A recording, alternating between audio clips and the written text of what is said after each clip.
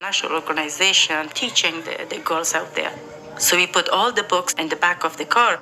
Of course, my father-in-law and the driver accompany me. During the way, crossing the road, we stopped by the Taliban. They keep everyone separate so they cannot listen to each other.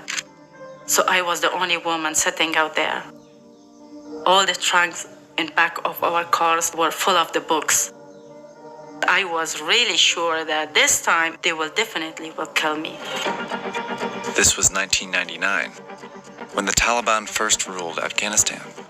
They oppressed Afghans with laws drawn from tribal codes and a strict interpretation of Islam. Their control was total and brutal. 2 decades later, the Taliban have taken back power. Every year I've seen how the Taliban, they grew stronger. They have taken over Afghanistan twice, not because they're good at governing, but because of the other actors in Afghanistan, because of their failures. Taliban fled the country. Afghanistan falls to Taliban control.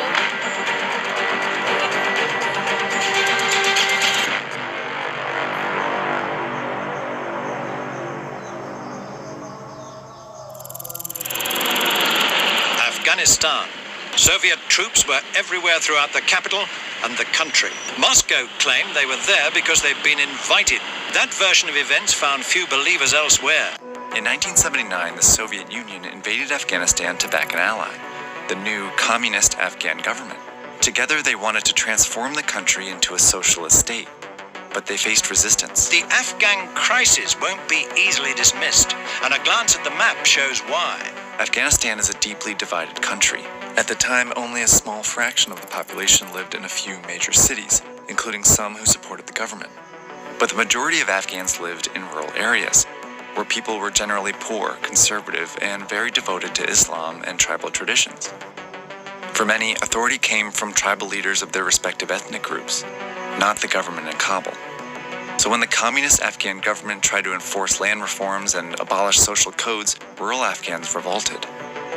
They formed independent militias, but were collectively known as the Mujahideen. These are real Mujahideen. They are scattered, almost impossible to unite. They operate best in small groups and in their home, the mountains. The Soviet army managed to occupy the cities, but met fierce resistance from the Mujahideen in rural areas. The Soviets responded by pounding the countryside with bombs, razing entire villages. But it galvanized more people to join the rebellion. Thousands of Muslim volunteers from around the world joined the Mujahideen. Countries eager to gain influence in Afghanistan started arming and funding militias. Even the US sent weapons to drain the Soviets, their main rival.